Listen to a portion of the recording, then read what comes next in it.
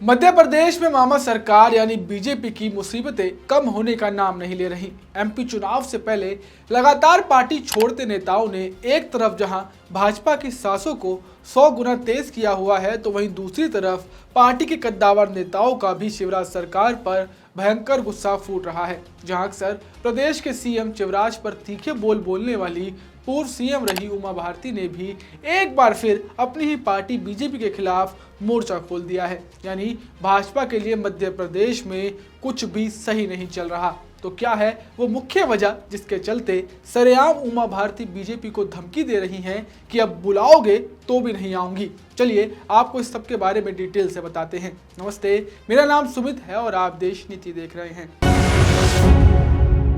देश नीति, केवल सच्ची और पक्की खबरें। राम मंदिर आंदोलन का एक बड़ा चेहरा और लोधी समाज की अगुवाई करने वाली मध्य प्रदेश की पूर्व सीएम रही उमा भारती ने अपनी पार्टी के प्रति पिछले कुछ समय से अपने बगावती तेवर अख्तियार कर रखे हैं। लेकिन अपनी ही भारतीय जनता पार्टी के प्रति उमा भारती की जुझलाहट सबके सामने आने लगी है। गौर करने वाली बात तो यह है कि पिछले हफ्ते ही शिवराज सरकार में उमा भारती के भतीजे राहुल लोधी को मंत्री बनाया गया है, तो उनके करीबी प्रीतम लोधी को भी बीजेपी ने टिकट देकर चुनावी मैदान में उतार दिया है। लेकिन इन सब चीजों के बावजूद भी आखिर उमा भारती की बीजेपी से नाराजगी और खासकर प्रदेश के सीएम शिवराज सिंह चौहान से नाराजगी भयंकर रूप से लगातार बढ़ती जा रही है, जिसका बखान अब वो खुलेआम सोशल मीडिया पर भी कर रही हैं। दरअसल मध्य प्रदेश में विधानसभा चुनावों को लेकर बीजेपी ने अपना चुनावी प्रचार शुरू कर दिया है। पार्टी नेता जन आशीर्वाद यात्रा के जरिए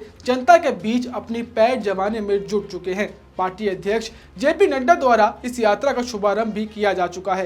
लेकिन इसमें एमपी बीजेपी का सबसे चर्चित और वरिष्ठ चेहरा यानी उमा भारती को नजरअंदाज किया गया है, जिस पर अब उमा भारती का भी गुस्सा फूट चुका है, जहां वे खुलकर पार्टी के खिलाफ मोर्चा खोल पार्टी को खरी खोटी सुना रही हैं। बीते रविवार चित्रकूट से शुरू हुई जन आशीर्वाद यात्रा में ना बुलाए जाने पर अब उनसे सवाल किया गया तो उन्होंने मीडिया से बातचीत करते हुए कहा कि मुझे जन आशीर्वाद यात्रा में बीजेपी ने निमंत्रण ना देकर औपचारिकता भी नहीं निभाई। हो सकता है कि वे यानी भाजपा नेता घबरा गए हों कि अगर मैं वहां रहूंगी तो पूरी जनता का ध्यान मुझ पर होगा।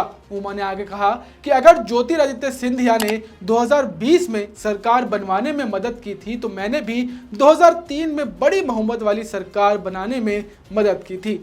अब जब से उनका यह बयान मीडिया में छाया है, एमपी की सियासत में हलचल पैदा हो गई है। उनके इस बयान के बाद से विपक्ष लगातार बीजेपी पर हमलावर है। राज्य की विपक्षी कांग्रेस ने कहा है कि यह स्पष्ट संकेत है कि भाजपा को सुर्खियों में लाने वाली राम मंदिर आंदोलन की अग्रणी नेताओं में से एक उमा भारती को दरकिनार किया जा रहा है। कांग्रेस नेता रणदीप सुरजेवाला ने भी भोपाल में कहा कि भाजपा अपने नेताओं का अपमान करती है। अब इसी को देखते हुए आज सोशल मीडिया पर ताबड़तोड़ 10 ट्वीट कर उमा भारती ने भी फिर पार्टी पर हमला बोला, जहां उन्होंने लिखा कि मुझे जन आशीर्वाद यात्रा के प्रारंभ में निमंत्रण नहीं मिला। ये सच्चाई है कि ऐसा मैंने कहा है, लेकिन निमंत्रण मिलने या ना मिलने में मैं कम ज्यादा नहीं हो सकती। अब यदि मुझे निमंत्रण दिया गया तो मैं कहीं नहीं जाऊंगी, न प्रारंभ में और न 25 सितंबर के समापन समारोह में। अब उमा भारती का यह संदेश सिर्फ पार्टी अध्यक्ष जेपी नड्डा तक नहीं अपितु प्रदेश के सीएम को देना था। जन आशीर्वाद यात्रा में उन्हें ना बुलाए जाने पर उनका सबसे ज्यादा गुस्सा सीएम शिवराज पर ही फूटा है। अब आपको बता दें कि सीएम शिवराज और उमा भारती की अपनी एक अलग लड़ाई है, जो सबसे पहले सीएम चेहरे से शुरू हुई थी, लेकिन इस लड़ाई में घी का काम किया व्यापम घोटाले ने। अब आपको पता होगा कि व्यावसायिक परीक्षा मंडल यानी कि व्यापम घोटाला मध्य प्रदेश में शिवराज सरकार के रहते भारतीय इतिहास का सबसे बड़ा परीक्षा घोटाला है, जहां परीक्षा में किसी की जगह दूसरे को बैठाना, नकल कराना और अन्य तरह की धांधलियों की वजह से इस मामले में हजारों लोगों को गिरफ्तार किया गया था। 2013 में हुए इस घोटाले की सीबीआई ने जब जांच की तो इसमें बीजेपी के कई बड़े बड़े नेताओं के नाम शामिल थे, जिसमें सीएम शिवराज से लेकर उनकी पत्नी का नाम भी शामिल था। लेकिन कहा जाता है कि मामा जी ने अपना और अपनी पत्नी का नाम फाइलों में आने नहीं दिया और उमा भारती को इस घोटाले का एक बड़ा नाम बना डाला, जिसके बाद से ही उमा भारती शिवराज सिंह चौहान से काफी खफा रहने लगी।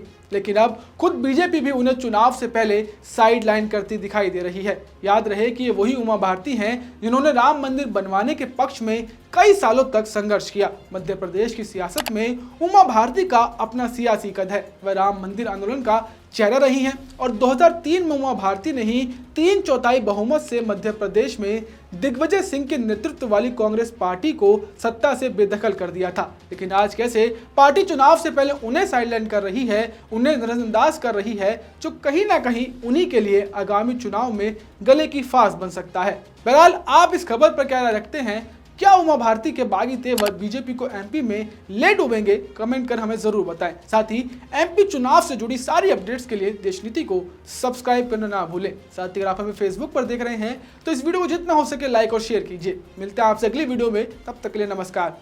आपका एक सब्सक्राइब हमारे लिए महत्वपूर्ण है। देश नीति को अभी सब्सक्राइब करें और बेल आइकन को दबाना ना भूलें।